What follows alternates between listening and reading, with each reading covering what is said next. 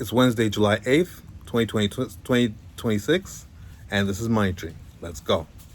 All right, so tonight, the topic that I had in mind was planning for the future for the future generation, right? I think that's a big part of the Money Tree, right?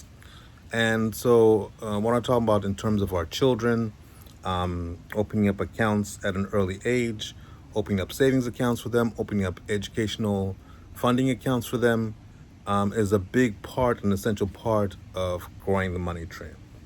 I'm talking about college savings plans, that type of thing. And now, typically, so I'm going to talk about the United States, and I'm going to talk about generally abroad. So in the United States, there are two types of accounts: uniform gift to minors accounts, where it can be if you're a single parent, if you're an unmarried couple, you can save up to $19,000 per year into this account for a child. If you're a married couple, you can put up to $38,000 a year into that account towards college expenses and so forth. And then there is an what's called a uniform transfer minors account, which has no limit. Um, but then there is a tax exposure at the age of 19 and 38, I believe. Excuse me. There is a tax exposure on that account. Um, and then most recently, um, uh, there were uh, there are new accounts called Trump accounts that have been recently been released, which are tax advantaged investment accounts for U.S. citizens under the age of 18, designed to help with build long term growth. And annual contribution limits are currently $5,000 a year. And so, why am I bringing this up? I think that part of growing a money tree and part of looking out for our children is investing money as early as possible, to in order to make sure that their futures are secured.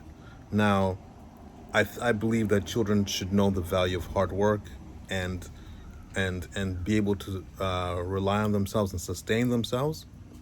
But an important part of that, us as parents, is investing in them, investing in the future. Now, if you know that you've got the means to be able to pay their tuition when they turn 18 and all that, kudos to you.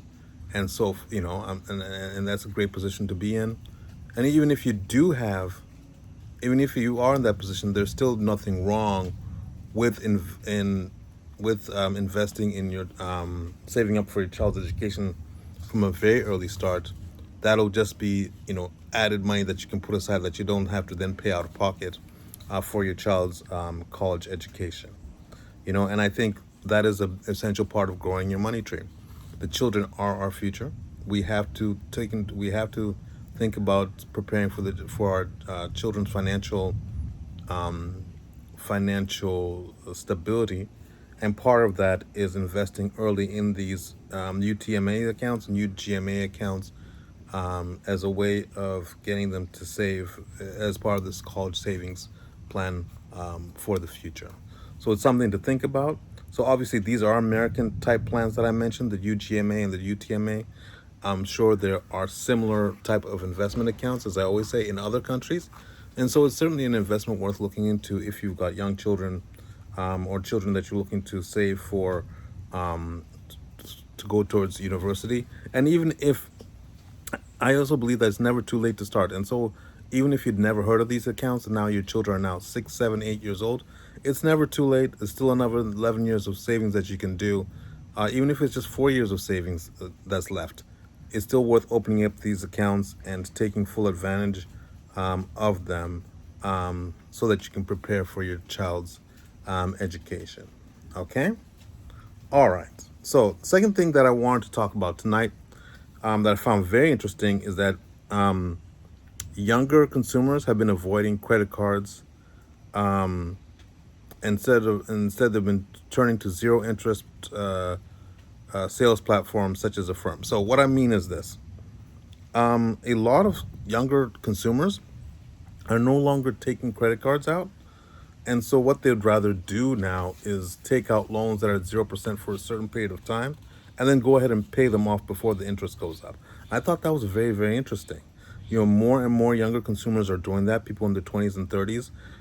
They're adverse. Now, well, first of all, kudos to them for getting out of the credit card cycle. I think that's a good thing. Me personally, I think that credit cards are useful if they are used as tools. If they're used as tools, particularly if you're earning points and that type of thing, as long as you have a specific plan of when you'll pay the balance back and you pay the balance off, right? So they can be useful. So, for example, actually, for me, if I'm traveling overseas, for example, I actually prefer to use my debit card or my credit cards because if I earn my credit card and I'm getting points, as I'm making purchases, I'm earning points. I can then use those points towards another flight, towards purchases, and as long as I'm paying that balance off by the time I'm done, then it becomes beneficial. But overall, outside of that, I try not to use credit cards. To be very honest, I just don't. And so that the fact that younger consumers are avoiding it, I think is a good thing. I think credit cards are a useful tool, but as I always say, cash is king, right? So I thought that was a very interesting trend there. Um, you know, what else have I written down here? Uh, yeah, we talked about the Trump accounts, um, and we talked about saving for the next generation. Yeah, and other thing I wanted to talk about. Glad it finally came up. It is important. Let's talk about building an emergency fund, right? And I think that having a cash emergency fund is essential in your life, right? We all have emergencies. We all have things that come up, and I think that the let's say you've got a savings amount goal for your emergency fund. Again, thinking of a big number may be hard to do. Let's say you have a number. Let's say you have a number in mind, but keep establishing that number right away may be hard to do depending on your particular circumstance. My recommendation is every paycheck dedicate a certain amount of money that you put into your emergency fund. You don't touch it. You don't, no matter what, it's a fixed amount, right? Regardless of whether you have a salary, just whether it's just your salary that comes in, whether it's your bonus that comes in with your salary that time, you have a fixed amount that you put into an emergency fund. I think everybody should have an emergency fund. I think it's critical and essential, right? It gives you flexibility because again, putting an emergency situation on a credit card. I'm not against using credit cards, but if you can avoid using a credit card, other than the situation where I mentioned where you're earning points and paying the balance off, I think cash is always king. Cash is always better. But emergency fund is something that is essential. The number of Americans who don't have an emergency fund is something that the statistics that we all know that we read, and I think it's something that everybody can improve on, and not just here in America but around the world. And so again, when it comes to the emergency fund, you don't. I think you can start with any dollar amount that makes sense for you, right?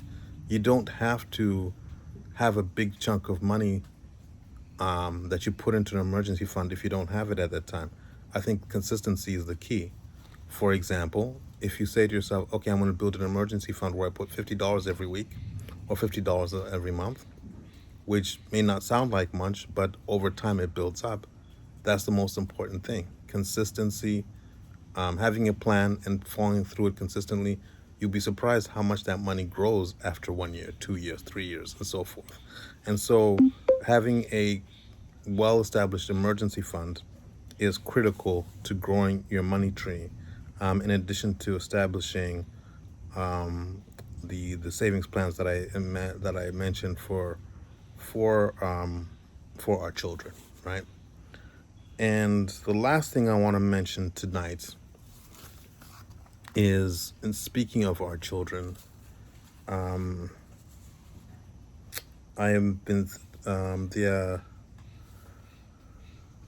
tragic news that's come up in the recent days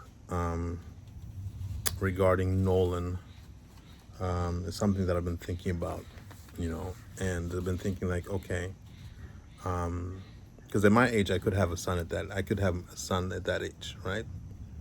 And to think that, okay, how do you go? How do we best advise them, and so forth. Obviously the investigation is still taking place, but a lot of people, I think, have reached their own conclusions as to what has happened.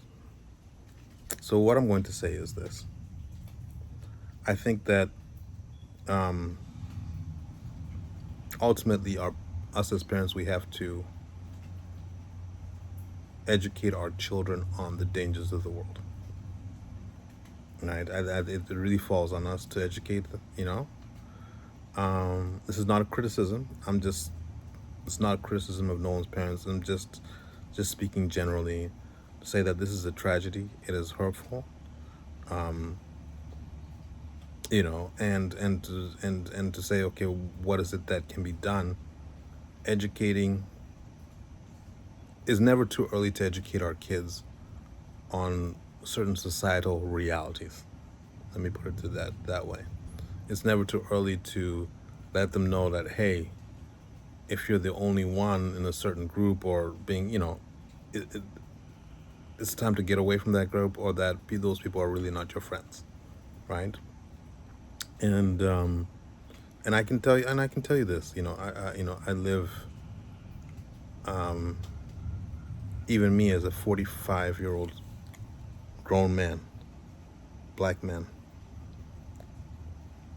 living here in a southern state. There are certain social things that I'm aware of, right? And there's certain things where, even when I first moved here, getting invited to social events and so forth, although I would always ask, well, who else is going to be there, right? And it was something I always wanted to have situational awareness. I can tell you there are one or two, at least there's at least 2 or 3 occasions where I arrived at this place and my conscious just something made me uncomfortable about the situation. I've been invited to a party, invited to a social gathering, gone to a meetup event, and something made my stomach turn. And I always listened to that, and I left. Got in my car and I left. Always.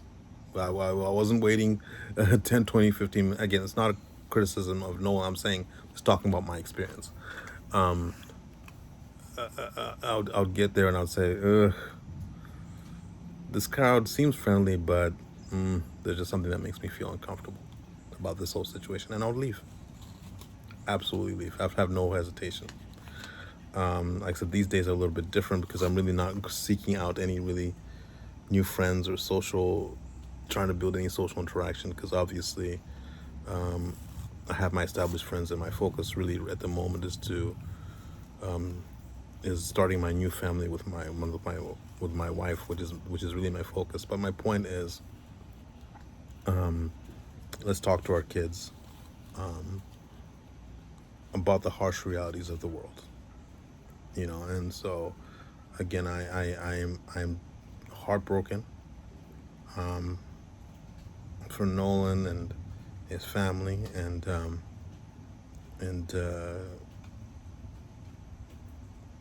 I hope those who need to be brought to justice are.